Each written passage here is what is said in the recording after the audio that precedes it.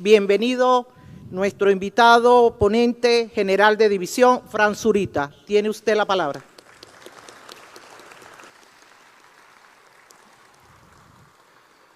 Bueno, buenos días a todos. Disculpen un poco ahí el atraso por el tráfico, que está bien complicado, y unos cambios de horario que surgieron en último momento, pero bueno, es un placer y un honor estar aquí en este coloquio internacional con motivo del bicentenario de la batalla de Pichincha y de lo que fue la campaña de Quito. Agradecido al panel del presente, los profesores invitados que nos han llenado de información durante estas 24 horas que han sido de verdad magistrales. Yo decía ayer, Alejandro, que estamos en el foro con mi general en jefe, Padrino López, que estas actividades son más que necesarias porque esta es la forma como la oligarquía de los pueblos latinoamericanos, es la forma que ellos no quieren como se imparte la historia, porque es la manera de mantener el dominio, por supuesto. Hace poco veíamos cómo el presidente de Colombia hablaba de que los padres fundadores de Colombia habían sido los padres fundadores de los Estados Unidos. No sé si recuerdan ese capítulo. Y bueno, la gente que no tiene ningún conocimiento porque no le gusta la historia o ha tenido una mala formación o deficiente de formación, fácilmente cae presa de estas situaciones y los engañan. Y realmente la historia es otra. Y por eso la importancia de este tipo de actividad que nos da justamente ese recordatorio y ese conocimiento de lo que hace 200 años fuimos capaces de hacer como un pueblo unido, con una misma cultura, con una misma religión. Y esa es la idea de una identidad latinoamericana. Como lo pensaba Francisco de Miranda cuando planteó su proyecto de Colombia. Era un proyecto justamente para diferenciarnos de los anglosajones. Miranda planteaba entonces, un gran país que iba desde el río Bravo allá en el norte, en México, hasta la Patagonia. Y Bolívar materializó ese sueño con la creación de Colombia, uniendo a la Capitanía General de Venezuela con el Virreinato de la Nueva Granada y la presidencia de Quito. O sea, hizo de ese gran sueño utópico quizás algo que se podía materializar, se podía administrar y se podía dirigir, e igualmente representaba, como decía Bolívar, ante el universo, un territorio, un país y una nación con suficiente espacio geográfico, con suficiente población y suficiente riqueza para hacer lo que él decía, el equilibrio del mundo. Así pues, el día de hoy vamos a hablar brevemente de lo que es mi especialidad, que es el tema militar en la campaña de Quito, en la batalla de Pichincha, y para eso fue que yo vine hoy. Creo que el día de ayer hemos sido suficientemente ilustrados por los excelentes profesores que fueron invitados a este coloquio, que se han paseado, por toda la profundidad del tema de cómo llegamos justamente a Ecuador. Yo no sé si la lámina ya está lista en la parte posterior para ir mostrándoles a ustedes un poco de qué es lo que se quería, por qué Pichincha, por qué el Ecuador, por qué Guayaquil, más allá de eso que estaba ocurriendo desde el punto de vista militar. Tenemos que entender que el Libertador se había propuesto que hasta que no se expulsara de las tierras americanas el último elemento militar español, no podíamos conseguir nuestra independencia.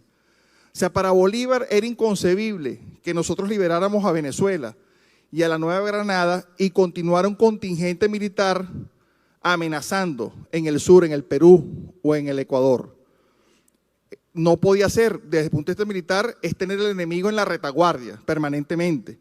Más recuerden que estaban las amenazas de Europa de retomar estos territorios. Cuando vuelve nuevamente la monarquía, Napoleón desaparece de la escena política mundial, esa monarquía pretende nuevamente, la Santa Alianza, de retomar esos territorios que habían perdido la corona española en estas tierras. Entonces, por eso, esa amenaza latente es la que hace que Bolívar, su mirada nunca la deje de dirigir donde está la amenaza, que es el ejército español, que continúa intacto en uno de los territorios más importantes del continente, que es lo que es el Perú, lo que es Quito.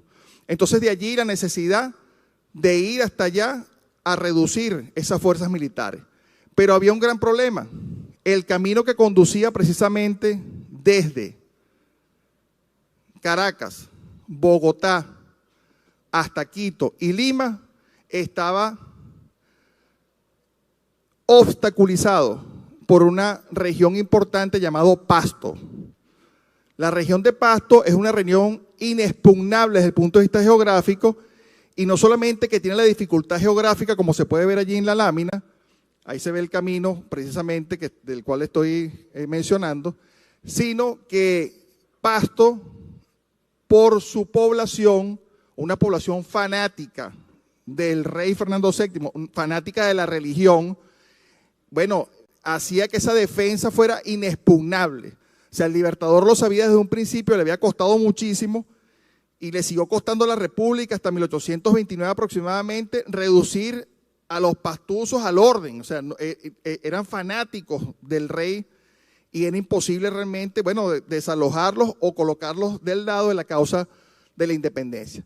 Por ese motivo, el punto neurálgico era reducir Pasto. Y para eso Bolívar concibió un plan estratégico, fíjense en la mente del Libertador, cuando dice, bueno, para poder entonces nosotros pasar por esa garganta que representa Pasto, esa garganta geográfica que tiene unos grandes ríos que son, bueno, no son vadeables en todo momento, tiene grandes montañas, es una región realmente inhóspita. Bueno, vamos entonces a atacar en dos frentes, es decir, yo voy a atacar por el norte, el Libertador con sus tropas, viniendo desde Bogotá, Popayán, hacia Pasto, y el general Sucre, dirigiéndose por mar desde Buenaventura hasta Guayaquil, va a atacar en dirección sur-norte, es decir, un ataque, una ofensiva sobre dos frentes, una viniendo desde el norte y una viniendo desde el sur. ¿Qué ventajas traía esto para el Libertador? Bueno, las tropas que estaban en Pasto, comandadas por el coronel Basilio García, no iban a poder reforzar a las tropas del mariscal Aymerich, que estaba en Guayaquil, en Quito. Y las tropas del mariscal Aymerich no iban a poder reforzar a las que estaban en el norte de Basilio García. O sea, un plan genial, magistral, doble frente, de manera tal de fijar las tropas que estaban en el norte y fijar las tropas que estaban en el sur. Y ahí se iba, ese era el plan maestro que había que ejecutar. Para eso mandó justamente a Sucre en el año 1821, en abril. Sucre llegó a Guayaquil en el año en mayo de 1821, y va a comenzar entonces una carrera frenética de Sucre, un muchacho joven, general, apenas tenía 27 años cuando llegó allí. Es la primera vez que el general Sucre va a comandar en jefe un ejército. Recordemos que ha estado en labores de Estado Mayor, ha estado cumpliendo otras misiones, ha sido gobernador por allá por el Orinoco, pero no ha tenido la misión de comandar él en jefe. Entonces un muchacho de 27 años, un joven revolucionario, en contraste con su principal enemigo, que es el almirante, el mariscal Aymerich, Melchor Aymerich, que es un hombre de 68 años en el momento que Sucre tiene que enfrentarlo. Entonces aquí vemos ya una situación de los personajes diferente. Este hombre, Aymerich, es un oficial de carrera, se ha graduado de oficial apenas con 15 años de edad, entró en el Regimiento de Infantería de Sevilla, se hizo experto en artillería, estuvo combatiendo en África, vino a América muy temprano, regresó a Europa, combatió contra Napoleón Bonaparte, fue ascendido allá justamente por su heroísmo y su capacidad, y bueno, es un hombre que tiene una prepotencia típica de un oficial de esa época en el Imperio Español. Todavía la vemos en algunos, en esta época, pero en esa época, imagínense, era muchísimo más. Entonces, a este hombre que se va a enfrentar Sucre, va a llegar Sucre a hacer una campaña, a organizar una situación muy difícil, porque le va a tocar a Sucre primero hacer lo que no había hecho Bolívar, porque iba a comandar un ejército multinacional. Recordemos que acá los refuerzos que se están esperando vienen precisamente del Perú, porque en el año 1820 ya el general José de San Martín, viniendo desde Chile, había desembarcado en las costas peruanas y había tomado Lima. Entonces se esperaban esos refuerzos de la causa patriota para que Sucre pudiera iniciar su campaña. Y así lo hace Sucre. Comienza entonces su recorrido, creo que lo tenemos allí en el orden de batalla de lo que es el ejército patriota, y lo tenemos en el lado color azul a las fuerzas realistas y en el otro color a las fuerzas republicanas, y vemos con las banderas la cantidad de oficiales extranjeros que tenía el Ejército Libertador del Sur. Fíjese la cantidad de argentinos, la cantidad de peruanos que también estaban allí, colombianos que éramos los venezolanos y los neogranadinos que ya nos habíamos unido. Hay inclusive los irlandeses, está Oleri que está por allí, irlandés, está Sestari que era italiano. Entonces era una fuerza multinacional que ofrecía una complejidad más a la situación de Sucre. Y en total teníamos nosotros, fíjense, en el ejército realista hay 14 piezas de artillería, mientras que en el ejército patriota hay solamente 4. Esto se debe a que Melchor Aymerich era un oficial de artillería y creía mucho en esa arma. El ejército libertador del sur no era que no creía en la artillería, pero sí tenía algo del cual lo había dotado el libertador Simón Bolívar, que era de la velocidad. Si algo cambió la forma de hacer la guerra, el libertador fue imprimiéndole al ejército la gran movilidad que tuvo desde su época cuando comenzó con la campaña Admirable, que ustedes saben que fue una campaña relámpago en el 1813, hasta, sus últimas batallas en Junín y Ayacucho se caracterizan por eso. La alta movilidad de sus tropas, equipo ligero, la capacidad de viajar de noche, que es importante, moverse de noche, es la impronta del libertador en el ejército que le entregó a Sucre. Así se organizaba ese ejército.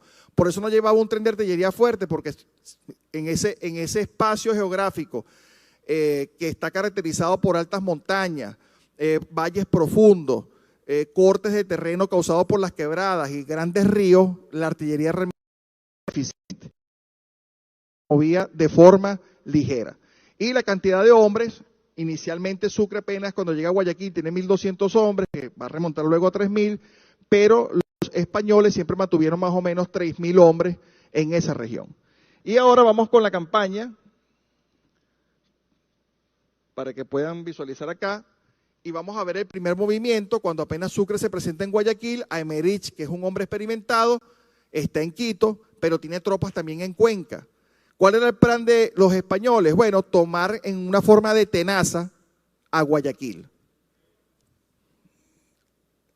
Ahí está lo que pensaba hacer Aymerich, dirigirse desde el norte hacia Guayaquil y con el coronel González avanzar desde Cuenca también hasta Guayaquil y en 2 tenazas tomar justamente esa región. ¿Qué hizo Sucre? Para que vean la táctica de este hombre, de esta genialidad. Bueno, se colocó allí en esa región que llaman Babahoyo y se colocó en una situación de posición central, así se llama ese método. Se ubicó en posición central, es decir, impedir que el enemigo pueda reforzarse. Y él escogía, Sucre estaba en la capacidad de escoger cuál de ellos dos era más débil para atacarlo primero y luego cambiar de frente y atacar al otro. Y eso fue lo que hizo Sucre. Efectivamente, se dirigió hacia Yaguachi y derrotó a las fuerzas del coronel González que venían a acercarse a Guayaquil antes de que pudieran reunirse y concentrarse con las tropas de Melchor Aymerich. Esto causó el primer revés en 1821 del ejército español, que de allí en adelante Aymerich tuvo que empezar a retroceder siendo perseguido por Sucre hacia el norte. Como lo vemos allí, pasa a Sabaneta, luego pasa Sucre a Riobamba, continúa la persecución del ejército español y cuando llegan a Huachi se produce la primera derrota de Sucre en su carrera militar. Su primer descalabro, no es atribuible a él, estaban en pleno combate, una carga de caballería. El general Mírez se empeñó decisivamente en combate contra las órdenes de Sucre. Sucre le había dicho que no se empeñara decisivamente, pero bueno, nadie controla ya en el fragor de la batalla qué es lo que está ocurriendo y el ímpetu a veces, hace que uno se olvide de las órdenes y es envuelto justamente el general Mírez y es derrotada la caballería de Sucre y es envuelto el ejército por completo y Sucre salva la vida de milagro. Esa es su primera derrota militar. Aquí a la izquierda tenemos a uno de los héroes de la batalla, de lo que fue la campaña de Quito, que fue el general de división José Trinidad Morán. José Trinidad Morán es el héroe epónimo de mi promoción. No lo traje porque, porque es el héroe epónimo de mi promoción, porque así se llama, sino porque el hombre fue testigo presencial de los acontecimientos. Y dice José Trinidad Morán en sus memorias que publicó, no era un gran escritor, pero bueno, es un testigo de sección, que él es quien salva a Sucre. Llega un momento que están rodeados y Sucre le dice, bueno, vamos a rendirnos. Y él le dice, no, mi general, no podemos rendirnos, usted no conoce a los españoles. Yo fui prisionero de los españoles en Cartagena. Esos tipos son terribles, no podemos rendirnos. Y bueno, es Trinidad Morán que con un grupo de 40 hombres logra atravesar el cerco donde ya estaban y salva a Sucre, que sale con 2 heridas leves de la batalla. Y dice José Trinidad Morán que a partir de ese momento se estrechó su amistad con el general Sucre. Entonces traigo eso acá como colación. Bueno, es septiembre de 1821, Sucre ha sido derrotado por primera vez, se tiene que regresar a Guayaquil y el mariscal Aymerich comete un grave error, lo que se llama no explotar el éxito de ese combate. En vez de perseguir a Sucre hasta Guayaquil y someterlo, se regresó a Quito a reorganizar sus fuerzas. Y ese tiempo de 3 meses que tardó justamente en reaccionar, en atacar a Sucre, lo aprovecha este joven cumanés con esa energía que lo caracterizaba para organizar nuevamente un ejército y luego lanzar otra ofensiva en enero de 1822, que es la que vamos a ver a continuación. En esta oportunidad Sucre va a contar con el apoyo de las fuerzas militares acantonadas en el Perú, comandadas por San Martín, y va a ser enviado el coronel Andrés de Santa Cruz con un contingente importante, la división peruana, 1000 y algo de hombres que van a reforzar a Sucre en lo que va a ser la campaña definitiva de Quito.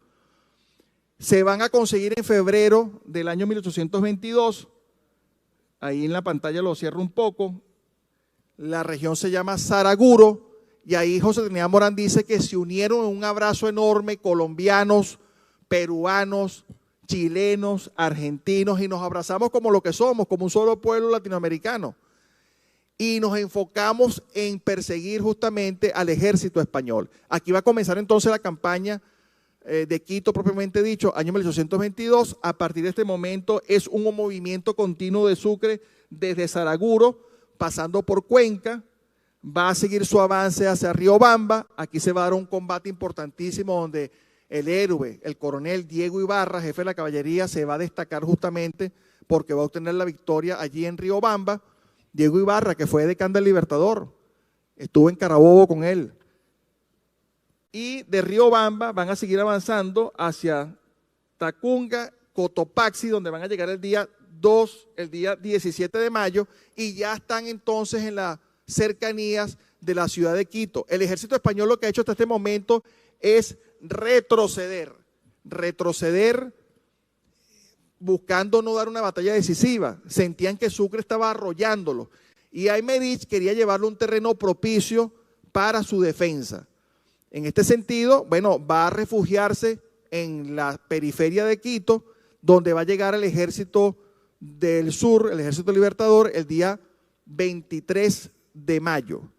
Ese día 23 de mayo, Sucre está tratando de que el ejército salga, porque todo el terreno es quebrado como aparece acá. Aquí pueden ver unas láminas de lo que es la geografía de esa región. Miren esas montañas. Estamos hablando de un lugar que ya está a 3.000 metros de altura. No sé si ustedes pueden considerar eso comparando con el Guararapano, que su máxima altura son 2.700 metros aquí en la Silla de Caracas aproximadamente. Y estamos hablando que ya Sucre estaba peleando 3.600, o sea, 1.000 metros más alto. Y cuando logra esa hazaña la hace a 4.000 metros de altura. La falta de oxígeno que influye enormemente en las tropas, el hambre, las condiciones meteorológicas, o sea, son cosas que, bueno, que hay que meterse en la mente para ver cómo estaba combatiendo justamente nuestras tropas y, bueno, también las españolas. Ahí tenemos algunas imágenes. Y aquí entonces tenemos lo que le estaba explicando. Tenemos a Sucre que está avanzando los patriotas llegan al valle del Turumbamba, ven que es un valle, y en ese valle Sucre quería dar la batalla decisiva porque sabe que tiene tropas suficientes, tiene una excelente caballería que ha conformado a lo largo de ese recorrido y puede derrotar a las fuerzas de Aymerich. Aymerich tiene una caballería que no es tan potente como la patriota, sí tiene buena artillería y decide entonces, bueno, bloquear el único camino existente para llegar a la ciudad de Quito. ¿Qué pasó ese día 23 de mayo? Sucre se percata de que, por un espía, de que Aymerich va a destacar tropas hacia el norte, hacia Pasto, para reforzar al coronel Basilio García, que estaba luchando contra el Libertador. Cuando Sucre se entera de eso, dice, no tengo más tiempo, tengo que accionar de alguna manera, no puedo esperar que este ejército salga y pelear en el terreno que yo quiero, tengo que tomar una decisión. Y es cuando ese día decide que en la noche va a forzar el paso hacia Quito, pero lo va a hacer por el camino más difícil, el camino menos esperado, por una región considerada inexpugnable por los españoles, que era cruzando por el volcán Pichincha, por las faldas de Pichincha. Su intención era llegar al norte de Quito, al valle de Añaquito, y bloquear, cerrar el paso a los españoles, es decir, que ni pudieran retirarse hacia Pasto, ni pudieran recibir refuerzos. Eso es lo que se plantea en su mente. ¿Qué pensaban los españoles en ese momento de esa acción de Sucre? Adelante, por favor. ¿Usted que avanzarían las tropas colombianas? No es que crea, es que solo tienen un camino posible. Mire, ellos están aquí, en Chillogallo, al sur, y nosotros estamos aquí, en Quito, al norte. Solo hay un camino posible para avanzar, de sur a norte. Entonces, ¿está usted preparado? Entonces estoy yo muy preparado. Mire, aunque tenemos más o menos la misma cantidad de hombres, nuestra superioridad en artillería es muy grande. Ellos tienen que venir por la quebrada de Jerusalén, y es ahí donde tenemos emplazados todos los cañones. No sé si el mozalbete este de Sucre pensará lanzar primero la caballería o primero la infantería. Pero eso no tiene ninguna importancia. Nuestras bocas de fuego van a hacer lo que deben, abatirles. Mariscal, pero ¿usted no ha pensado que podrían venir por otro camino? ¿Qué camino? No lo sé, flanquearlo. ¿Usted conoce el camino? Sí, yo vivo por el Tejar que... ¿Y por dónde cree usted que podrían flanquearnos? Por su flanco derecho, por ejemplo. Pero ahí está el Pichincha. ¿Y usted no cree que podrían flanquearlo por el Pichincha? ¿Por dónde? ¿Por el Pichincha? Es posible, ¿no? ¿Estás oyendo, Manuel María? Dice que pueden flanquearnos por el Pichincha. Pero, ¿usted quién cree que es ese muchachito? ¿Aníbal? ¿Napoleón? Solo ellos pudieron tramontar los Alpes con sus ejércitos. ¿Usted conoce Pichincha? ¿Eh? Con todos estos tiempos de aguaceros, todo es lodo y más lodo. Yo con mis tropas, y son tropas españolas, solo las mando de castigo a las laderas del volcán. ¿Y usted piensa que esos esclavos y campesinos pueden escalar el Pichincha? Por Dios. Pero si eso no es un ejército, es un grupo de bandoleros donde el que no tiene de inga tiene de mandinga. El Pichincha. Bien, Mariscal, entonces usted lo descarta completamente. Completamente. Bueno, eso es lo que pensaba el mariscal Aymerich. Nunca se imaginó que ese muchachito de 27 años, un general revolucionario, que era la diferencia entre un general curtido en la guerra, pero ya de 68 años, un hombre mayor, y este jovencito que, bueno, que se lo creía todo, que sí podía hacerlo. Y bueno, bastante experiencia tenía. No lo habían hecho así en Carabobo, en la famosa Pica de la Mona. No lo había conseguido Bolívar antes, cruzando el páramo de Pisba para caer allá en Pantano de Vargas y Boyacá. Eso ya era para nosotros pan comido. Y por eso Sucre no vaciló un momento en hacer el camino que nadie esperaba. Cuenta allí uno de los testigos presenciales, que lo tenemos allá a la izquierda, el coronel López, que dijo esas palabras que están allí.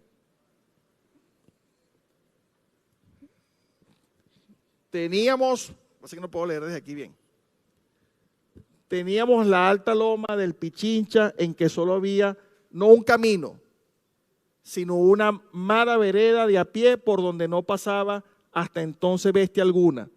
Se anduvo sin descanso y cuando aclaró el día no habíamos llegado a la cumbre del Pichincha. Aquí quiero pasar unas imágenes del Pichincha, si es posible. Ahí tienen una imagen de lo que es ese recorrido en el Pichincha, el camino que tuvo que enfrentar el ejército libertador del sur. 4.000 metros de altura, temperaturas cercanas a 0 grados. Ese es el camino que hubo que hacer de noche. Era una pequeña pica, no pasaba un ejército por allí, hubo que abrir camino sobre la marcha. Por eso caminan desde las 7 de la noche y son las 8:30 de la mañana y todavía están en las faldas del Pichincha, no han llegado a su destino, a ese valle de Añaquito, que era donde pensaban llegar y cortar la retirada a los españoles. Ese es el camino. Imagínense ese ejército, bueno, avanzando como puede, la caballería prácticamente esperando que le abrieran camino para pasar, los caballos. La poca artillería también en la retaguardia, el tren logístico en la retaguardia, avanzando solamente los batallones de infantería. Y bueno, así le va a dar las 9:30 de la mañana, aquí lo tenemos a continuación, cuando lo descubre Emerich, se levanta en la mañana y ve que el ejército no está allí, el ejército patriota se ha movido en la noche, sorpresa total.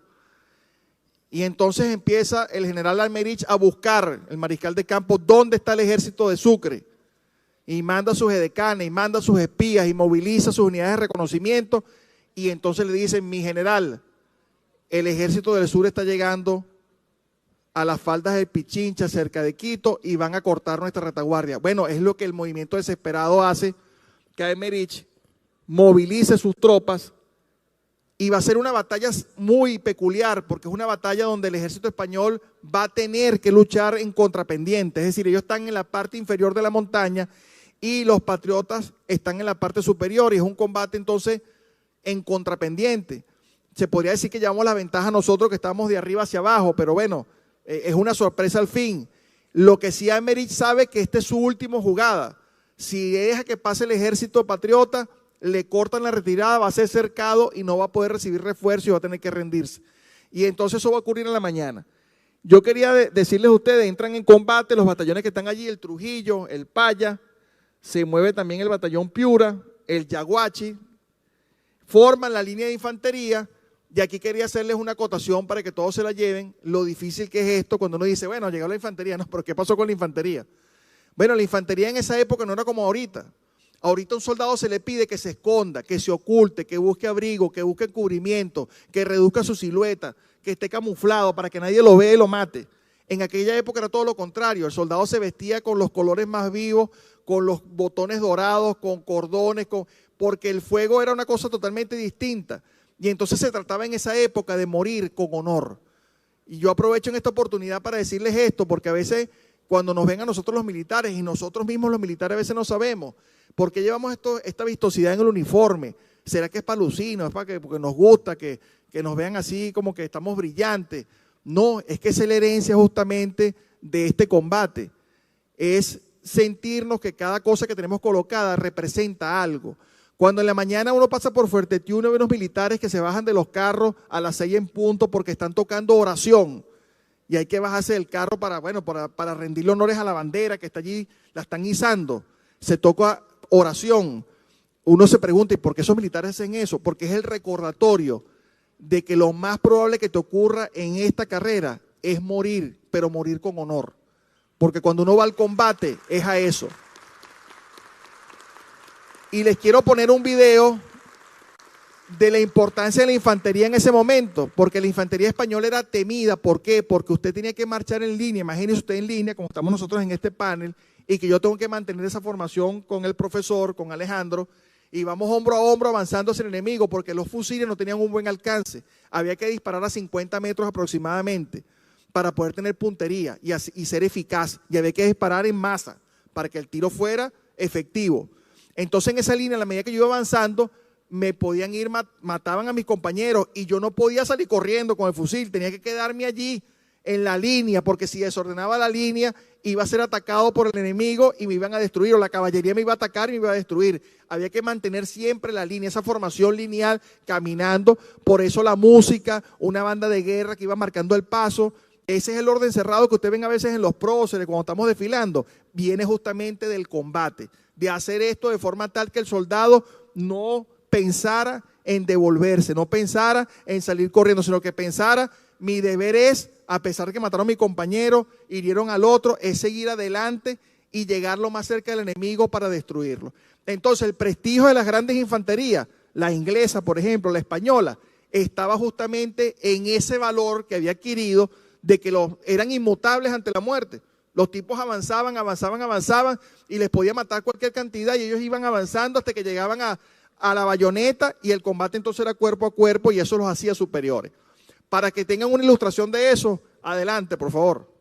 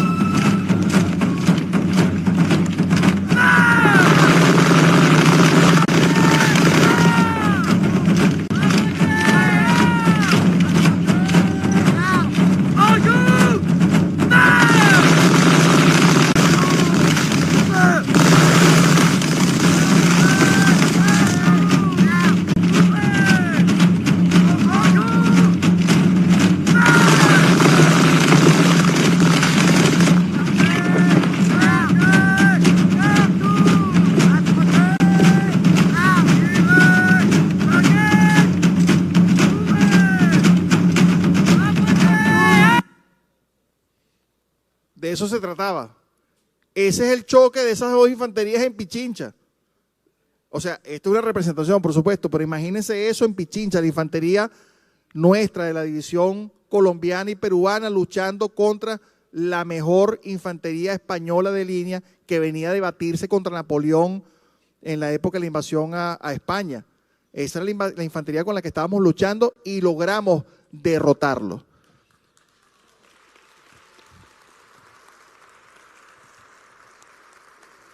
Y para darles una imagen del miedo que se siente allí, del miedo que se debe sentir, porque uno se pregunta siempre. Yo particularmente he tenido pocas experiencias de combate, pero es un terror que uno siente y luego hay que sacar fortalezas y fuerzas donde no las hay para salir adelante. Aquí le dejo más o menos lo que sentía un oficial de caballería antes de una situación como esta.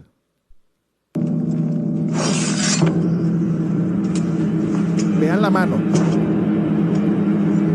Vean la vistosidad del uniforme, los símbolos, el morrión, las borlas, la chaqueta, los adornos del caballo, el honor.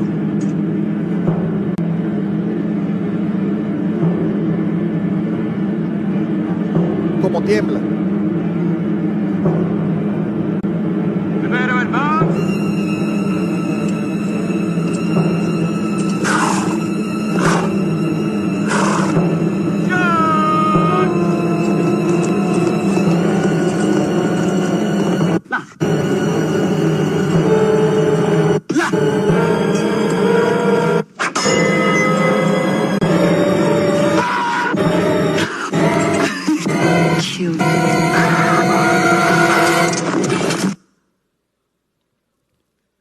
Bueno, ahí se acabó ya el terror.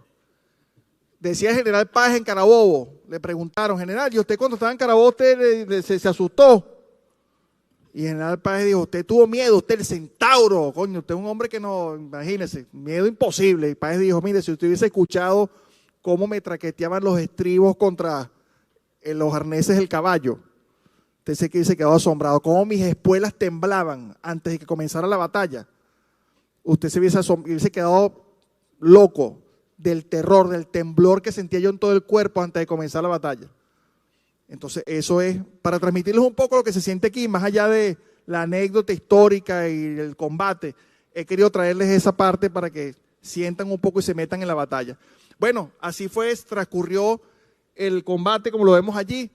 Las fuerzas patriotas van a tener la suerte de que su reserva, que es el batallón Albión, que lo vemos en color verde allí, que va a mantenerse siempre en reserva. Un militar siempre tiene que mantener en la organización una reserva, y esto es lo que va a salvar al ejército patriota, porque los españoles van a intentar en este ajetreo, esa lucha cuerpo a cuerpo de esos batallones en línea, el batallón Aragón español va a tratar de hacer un movimiento de flanco por el lado del flanco izquierdo de Sucre, y es el batallón Albión, justamente el de los ingleses, el que va a detener ese movimiento, y efectivamente ya cerca, más allá del mediodía, las tropas realistas van a tener que retroceder, meterse en la ciudad de Quito, y es donde entonces Sucre los va a rodear, los va a acercar y va a mandar a un parlamentario en horas de la tarde para ofrecerles una capitulación honrosa, la cual va a ser aceptada por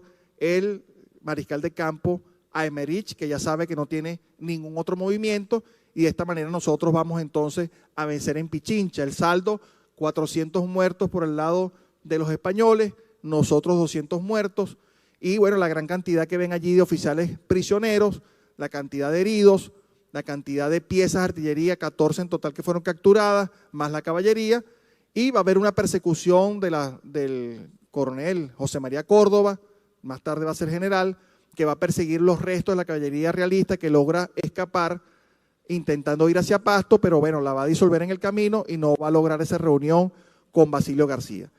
Esta fue la forma como Sucre, de manera genial, en un terreno que no escogió, en un terreno que no planificó, logró esta hazaña histórica que estamos celebrando nosotros hoy, 24 de mayo, 200 años.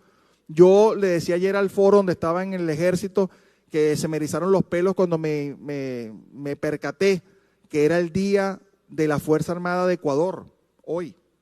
La Fuerza Armada de Ecuador está celebrando su día. Qué hermoso que tengamos allí presencia nuestra de venezolanos allí, en ese día histórico. Y por eso que tenemos que sentirnos súper orgullosos de lo que somos nosotros. A continuación tenemos las consecuencias, no quería pasar por alto la acción de Abdón Calderón, un muchacho guayaquileño, oficial, joven, teniente, que bueno, sufrió heridas en los brazos, sufrió una herida en las piernas, y el hombre siguió combatiendo de manera increíble. Tanto es así que, bueno, Sucre inmediatamente murió al amanecer del día siguiente de la batalla, Sucre lo ascendió a capitán. Y el Libertador, cuando llegó a Quito, se enteró de esta hazaña y bueno, hizo un decreto especial para Abdón Calderón, donde primero que nada mandó que la compañía que mandaba a ese muchacho, ese teniente, más nunca tuviese un capitán. Imagínense ustedes que la compañía quedó, no podía llegar otro capitán allí porque el capitán perpetuo era Abdón Calderón por orden del Libertador. Y ordenó igualmente que cuando se nombrara el capitán Abdón Calderón en la compañía, cuando se pasara revista y se dijera el nombre, capitán Abdón Calderón, las tropas gritaran: murió gloriosamente en Pichincha, pero vive en nuestros corazones. Ese era el lema de la compañía. Y ese lema se mantuvo hasta el año 1829. Se mantuvo ese lema en esa compañía. Y nosotros hoy le rendimos homenaje porque tenemos un batallón de la Policía Militar que se llama Abdón Calderón, que todas las mañanas y todas las tardes se despierta y se duerme con el lema: murió gloriosamente en Pichincha, pero vive en nuestros corazones. Al final, ya para terminar, tenemos las consecuencias de la batalla. Pichincha, bueno, trajo cosas grandiosas.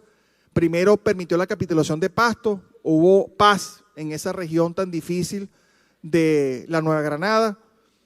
Permitió y abrió las puertas para liberar el Perú. Y por supuesto esto permitió igualmente fundar a nuestra querida hermana República de Bolivia. Eso permitió Pichincha. Pichincha fue todo, fue la primera gran victoria para Sucre, que luego, bueno, va a reconquistar o que va a reafirmar ese genio con Junín y va a consolidarse en Ayacucho. Sucre, definitivamente, bueno, le rinden, como digo yo, la Guardia de Honor de Sucre actualmente en Ecuador, porque no están sus restos mortales en el Panteón Nacional, son definitivamente esas grandes montañas del Cotopaxi, el Chimborazo y el Pichincha. Es la guardia que custodia los restos de nuestro gran cumanés Antonio José de Sucre. Y decía Bolívar al final terminaba con esta carta que tienen allí. No sé si hay alguien del público que la quiera leer ahí a viva voz, porque yo no puedo estar volteando aquí. Seguramente hay alguien que quiera, un muchacho, un oficial allá, que lea eso ahí con voz fuerte. Johnny.